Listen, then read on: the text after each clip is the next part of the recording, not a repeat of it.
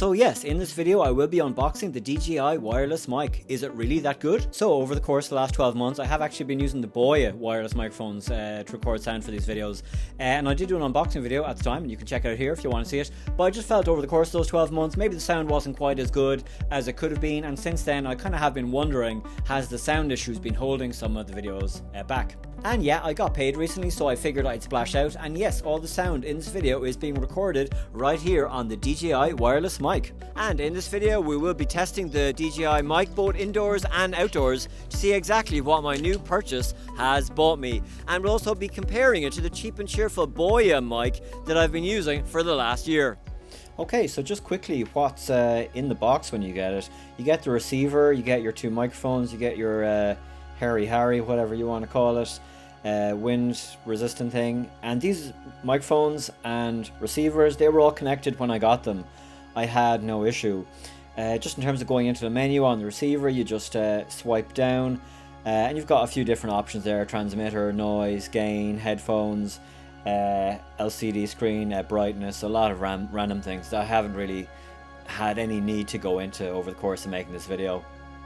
And it also comes with an Android and an iPhone connection, so whichever one you have, just slots in there, slots it into your phone, and handy out.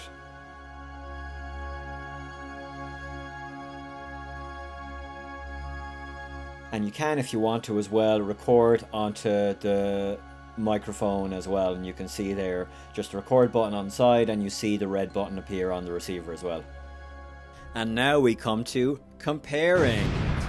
Seeing as I have two other types of microphones here, I figured I'd compare them to the DJI to the other two. So I'll be counting up to 10, and we'll do it on the DJI mic, we'll do it on the Boya microphone, the trusty Boya microphone, and also the trusty Zoom recorder and Rode microphone, and just see how it sounds, see what the difference is there a difference, and see is it any way substantial. 1, 2, 3, 4, 5. Right, that was the DJI microphone, so now let's do the Boya microphone.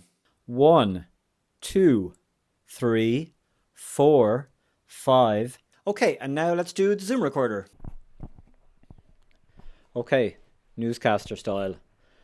1, 2, 3, 4, 5. 1, 2, 3, 4, 5. 1, 2, 3, 4, 5. 1, 2, 3, 4, 5. Okay, so let's compare them. I'm pretty dubious at how big a difference there will be, and I'm also pretty dubious of my ability to recognize that difference, but you know, since we did the recording, let's just test it. 1, 2, 3, 4, 5, 6, 7, 8, 9, 10. That was the DJI. So after doing this first test, my immediate reaction was I can't see a huge difference. So I decided to pop on the headphones and see if I could hear any difference. And the result was no difference. Couldn't see any major difference. So just in case I was missing anything, I did want to see what would happen if I took the iPhone out of the equation and recorded straight onto the receiver. 8, 9, 10. Okay, so that's recording on this. So I guess the information is then going to the receiver. The receiver isn't just the signal, it's also the information. And I've got a USB USB-C port in here. So let's try taking it off that and see what the difference is. And just as a kind of random side note, I thought all the recordings were going onto the receiver, but when I plugged the receiver into the computer, there was no files. The files are actually being saved on the microphone, which I was kind of surprised at, I don't know. But in taking out the iPhone, recording straight onto the microphone, I didn't really notice any difference still. Okay, cool, that was a worthwhile test, even if the only point of the test was just to prove that I'm not doing anything wrong. Now, maybe you could argue the iPhone input, the iPhone audio, whatever, is flattening the track a little bit, but I don't know. They sound very, very similar to me. And the advantage actually of going through the iPhone as opposed to doing it the way I'm doing it now, which is just again recording onto the mic, is that the iPhone actually gives you track names, track numbers. And so you need the clap to sync it up, but you also need to know the number that you're calling it out, especially when you're recording a lot of shots and recording on your own, because for the camera to have some kind of idea of what the number is, some kind of idea of what the number is as well, is super helpful. And you don't get any of that number information on this. You just get that you're recording and you get the level, test, which is all good. You need the recording symbol, you need the level. Now maybe there is some number here, but I don't know. It's called TX2. I presume that's just microphone 2. So yeah, so it's handier for me just to keep going in through the iPhone. Also, I think it's worth going back outside again. I think these are very controlled conditions. I think the DJI might be better and more consistent in less consistent conditions. Anything you can record well in a room with decent conditions, but to actually go outside on what is today a windy day and see the difference might be worthwhile. So be warned, I'm going to keep counting. So we are outside. It's pretty windy. Can you see the wind blowing? So it's pretty windy. You can see the leaves and things blowing around me. Birds are flying around me. The wind is blowing. It's dramatic. It's pretty exposed. So 1, 2, 3. Now we'll do the alphabet. We'll do something else just to give you a break. A, B, C. So we are back on the Boya mic, recording onto a receiver but plugged into the iPhone. And I can see here it's number 760, and having that number is just super. I think I'm in frame here. Having that number is just super convenient. Now obviously when I open up the DJI files, there is a number in there, but I have to put it into the computer and open up the folder to get that number. So anyway, here we go. A, B, C, D, E, F, G. Not turning on the noise reduction feature. I've never really used it. I feel like the wind has eased off a little bit now. I'll just turn on the noise reduction feature, which does come with the Boya and doesn't come with the DJI, but maybe that's because the DJI doesn't need it. I don't know. So pressing noise reduction. Okay.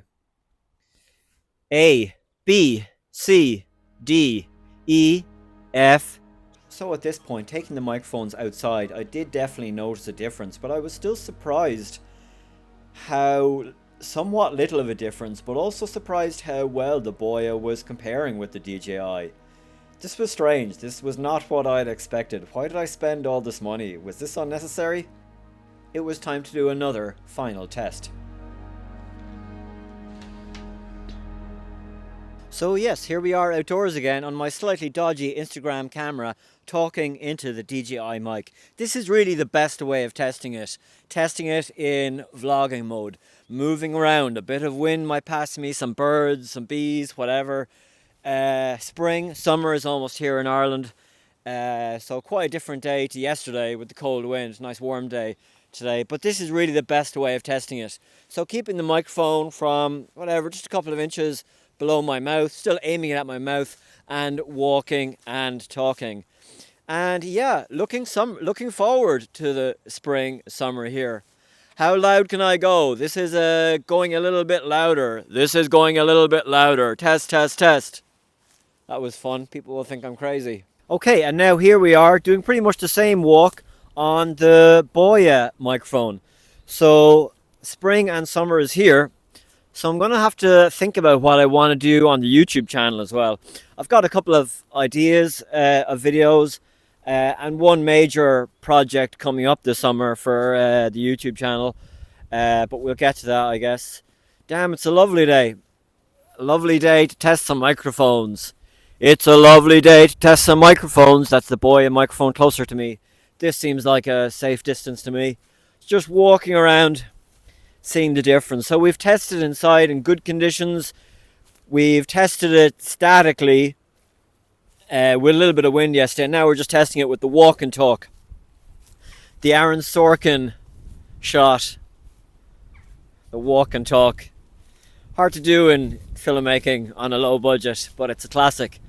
So yeah, enough of this. Let's get back inside and compare them, I guess. I don't know. Okay, so this has been a really interesting video to make, and I hope it's been an interesting video to watch as well. It definitely wasn't the video I intended to make. I thought I was making a video just on unboxing and using the DJI wireless mic, and how it was going to transform my sound and transform my whole existence. But that really wasn't the case. There is definitely, as I did more extensive tests, a noticeable difference between the DJI and the Boya mic.